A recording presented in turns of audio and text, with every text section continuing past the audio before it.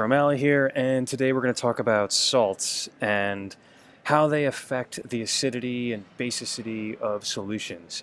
Now, a salt is just a product of an acid and a base. It's any ionic compound, but it's made from an acid and a base, and that's why it's relevant to what we're talking about in this unit.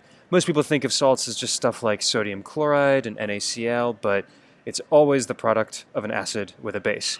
And let's talk about NaCl. Well, sodium chloride is formed from two reactants, sodium hydroxide and hydrochloric acid, and in this case you also make a water molecule. Now we can talk about the properties of the salt by looking at the properties of the respective reactants, the sodium hydroxide and the HCl, and that'll tell us what the salt is, if it's acidic, basic, or neutral. So sodium hydroxide and HCl, we recognize already. Sodium hydroxide is a strong base, and HCl is a strong acid. And because they're both strong, they cancel each other out, and this becomes a neutral salt. So sodium chloride is a neutral salt. Now I want to look at the same kind of analysis, but with three other salts that come from different types of starting materials, and I want you to try it yourself. We're going to make ammonium bromide, sodium fluoride, and then also ammonium fluoride. So I want you to try and figure out what reactants would give you these salt products. So go ahead and hit pause and see if you can figure out what products you would make. Okay, so thinking backwards, where these would come from, well, ammonium bromide would come from ammonia, NH3, and HBr. It could also be from ammonium hydroxide. The way I figure that out is the cation used to have a hydroxide, so NH4 becomes NH4OH, just like Na became NaOH, or came from. And the anion used to have an extra H, so Cl used to be HCl, and Br used to be HBr. So that's how we can figure out what starting materials make these kinds of salts. Now, I'm going to go back to the simpler one. Instead of NH4OH, I'm just going to use NH3 because it's simpler. Notice you also don't make a water molecule in this case, otherwise there would be one. And we're going to ask ourselves what's true about these reactants. Well, ammonia is a weak base, and HBr is a strong acid. So because the acid is strong, it predominates, and NH4Br will be an acidic salt. Now what about sodium fluoride? Well, sodium fluoride looks a lot like sodium chloride, so the starting material for that, oh, and ammonium fluoride should have the extra F there, sorry, I forgot that F. Sodium fluoride came from NaOH and HF, and NaOH is a strong base, while HF is a weak acid. So unlike the previous example where the strong acid predominated, here we have a strong base predominating, and now the salt is basic as a result. And then lastly, ammonium fluoride, just like ammonium bromide, but it comes from ammonia and HF. And those are both weak. Ammonia is a weak base, and HF is a weak acid. And you might think that those two cancel each other out, and you get a neutral salt like the first case, but not so. Not this time. We don't know enough information. We need to know how weak the base is and how weak the acid is. One will be weaker, and therefore one will be stronger. And what we do is we figure out the Ka values of the respective anions. So each salt is made up of a cation, which can be acidic, and an anion, which can be basic. And cations have Ka values, and anions have Kb values. So if I look at the Ka of ammonium and the Kb of fluoride, which are tabulated, I can compare their respective K values and figure out who's a stronger species. If the Ka of the acid is greater than the Kb of the base, it will be an acidic salt, and vice versa. So we look them up. The Ka of ammonium ion, you have these in a table, actually, whenever we need to reference them. This one is Ka equals 5.6 times 10 to the minus 10. And the Kb of fluoride is 1.4 times 10 to the minus 11. So the Ka is slightly bigger than the Kb. That means the ammonium ion is more acidic than the fluoride ion is basic. So Ka is greater than Kb, and this becomes an acidic example. So we have to do this extra analysis whenever we have a cation and an anion paired together that both come from weak species, a weak base and a weak acid. This is a very AP level thing when you're talking about salts and whether or not they're acidic or basic. The first three were a little more common, of what you would see probably in 10th grade chemistry, but we still have to know how to do them. So now I want you to try 37, 38, and 39, figure out what those compounds are, and are they acidic, basic, or neutral, and then we'll talk. For 39, you might need K values, so if you flip to the second to last page, there's a chart of K values for different acids and their respective conjugate pairs. I want you to see if you can figure out how to use those to get the actual K values. Okay, so let's look at sodium acetate first.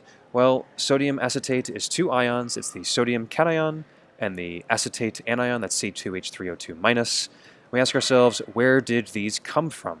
Well, the cation came from NaOH, and the anion, acetate, came from acetic acid. If I mixed those two compounds together, I would get Na and acetate. So that's me thinking where they came from. This is just a trick to figure out the acidic or basic properties of the salt. Because sodium hydroxide is a strong base, but acetic acid is a weak acid, the base properties win, and this is a basic salt. But that's not enough. I want to go one step further and talk about why this is basic. The reason it's basic is because this salt dissolves in water, and one of these ions does something with water. We said earlier that anions are the basic part. So if this is a basic salt, it must be the anion that's doing the reaction with water. Now, if anions are basic and bases take H, this C2H3O2- is going to take an extra H, actually an H+, and become HC2H3O2. And water therefore acts as an acid. It gives up an H+, and H2O will just become OH-.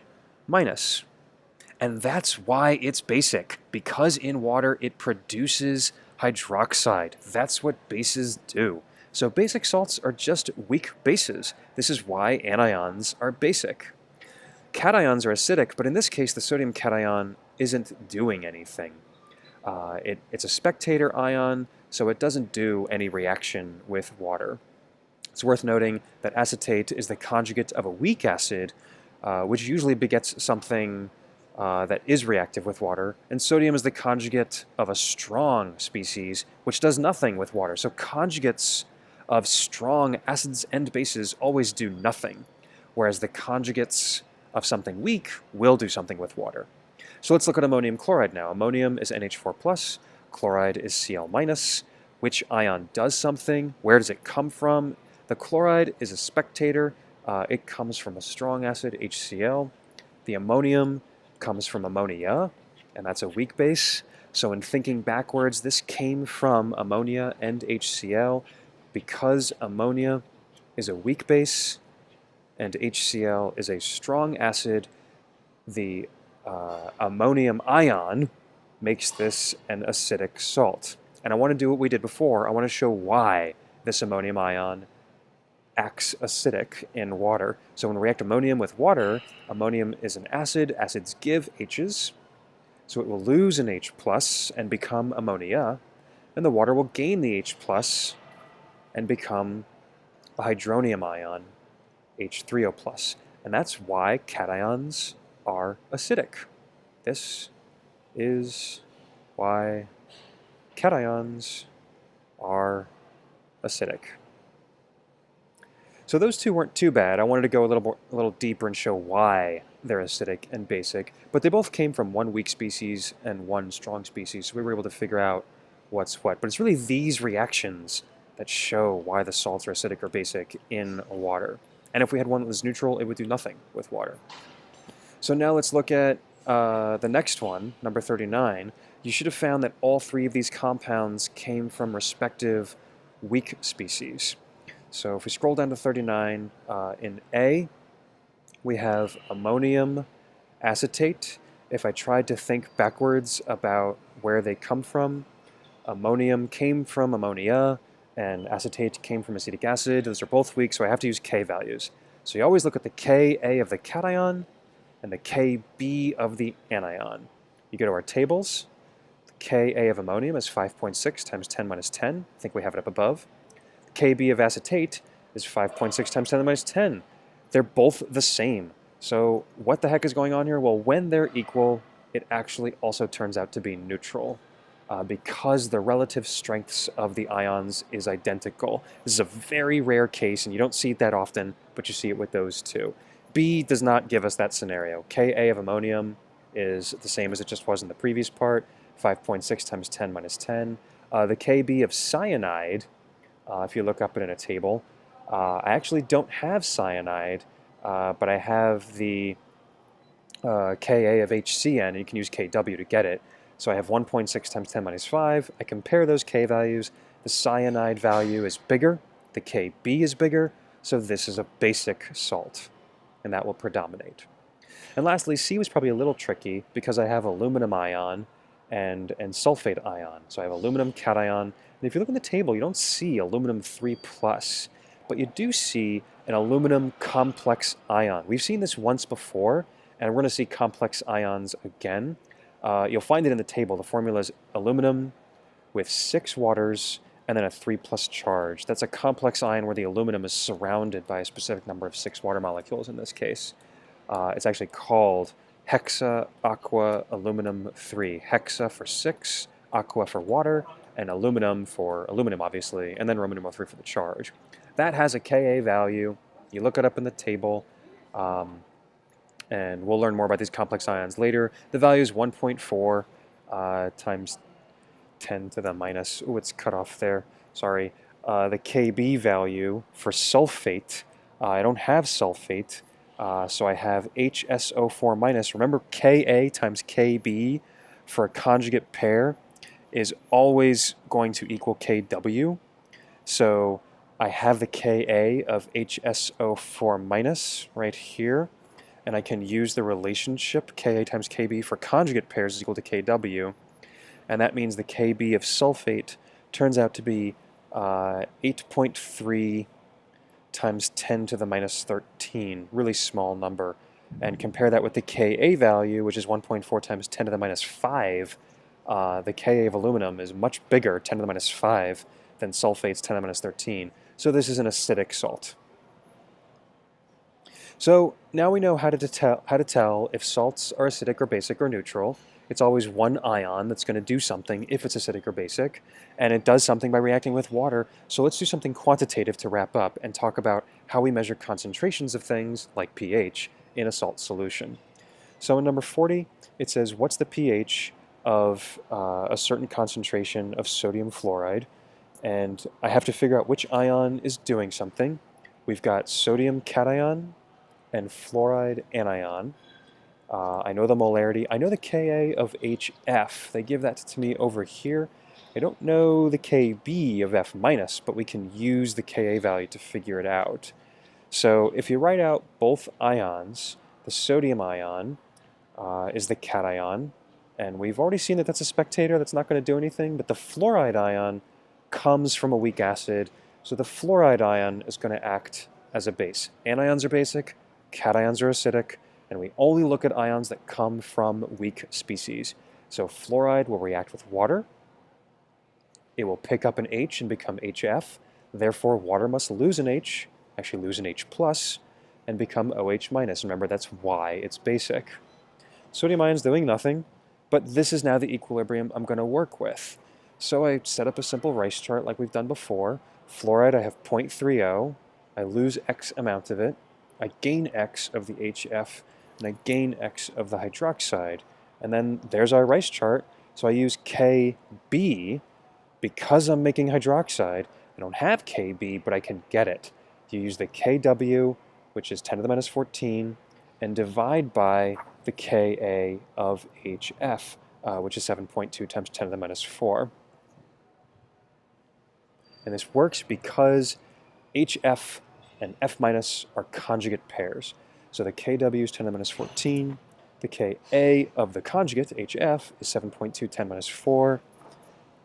And that gives us a value of 1.4 10 to the minus 11. And that's just x squared over the initial concentration minus x, 0.30 minus x. But as we've done almost every single time, we can lose that minus x. We'll check the 5% rule later. And I just have k is equal to x squared over the initial concentration. So I rearranged and I solve for x. X is now 2.0 times 10 to the minus 6. Now remember that X stands for the hydroxide concentration because this is a Kb expression. So X is hydroxide. I have to somehow turn this into pH because it's what we're asking for.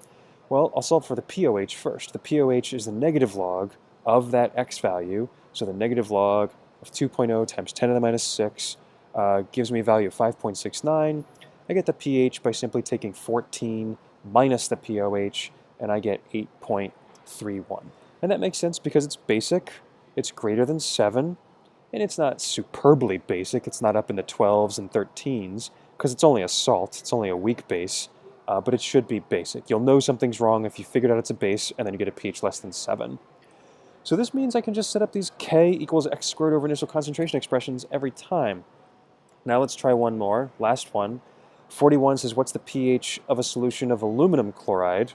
And they give me this K value of that aluminum complex ion that we saw not too long ago. So the two ions I have are aluminum ion, Al3+, and chloride ion. The chloride comes from a strong acid, HCl. So the chloride is not doing anything. That must mean that it's the aluminum ion that's doing something. Also, they gave me the Ka of this aluminum species, so it must be that I use the Ka value. I don't actually use Al3+, I use this complex ion of aluminum. Many cations that are acidic do this. They complex with water molecules. So I have Al, 6 waters, and a 3+. It reacts with the water. The aluminum species is going to lose an H+, because that's what acids do. It loses one of the H's of the water molecules. So I'm left with aluminum and 5 water molecules. That means I've got an OH instead of a 6th water, and my 3+ drops down to 2+. The water picks up that H+ and becomes H3O+. This is why it's acidic, because I produced hydronium ion. And that's what the Ka is representative of. So now I have Ka, and I set up a Rice chart. I've got 0.010 minus X underneath the aluminum species, X for its conjugate, and X for the hydronium. And then this is the equilibrium that goes with the K value, but I didn't even really need to know this. It's always initial minus X turns into X and X, so it's always just K equals X squared over initial concentration. I didn't even need to write this equilibrium out in order to get to this point. We know it's going to be K equals X squared over the initial concentration. It always is, because you always get a 1-to-1 ratio. And in this case, I use the K value directly. I get 1.4, 10 minus 5. I solve for X. When I do that, I get 3.7 times 10 to the minus 4, and that is my H+. Because we're using Ka, X is the H+ concentration. Before, X was a hydroxide concentration because it was Kb. When you have Kb, X is hydroxide. When you have Ka, X is hydrogen, or hydronium. So I've got my H+, I just have to take the negative logarithm in order to get it, but it's always from K equals X squared over the concentration. Just to review that once more. When you take the negative log of this X value, you get your pH. And the negative log of this 3.7 times 10 to the minus 4 should be pretty close to 4. It's always close to the absolute value of what the exponent is, if you know your logarithm rules. And you get something a little bit less than 4. So the negative log of X, in this case, turns out to be 3.43, which makes sense. It's less than 7, and it's acidic. So, just to summarize, we've seen that we use the K value for weak acids and weak bases because salts simply are weak acids or weak bases. We have spectator ions that come from strong acids and strong bases, so they don't do anything with water. And then we have ions that are basic. Those would be the anions down below. There's many of them as long as they come from a weak acid. And then we have acidic ions. Those are cations, and they come from weak bases. So as long as you know which species are strong, you know that their conjugates don't do anything with water, and the other species that are weak, their conjugates can do something with water. So let's write that. The basic ions, the anions, come from weak acids, and the acidic ions, the cations, come from weak bases.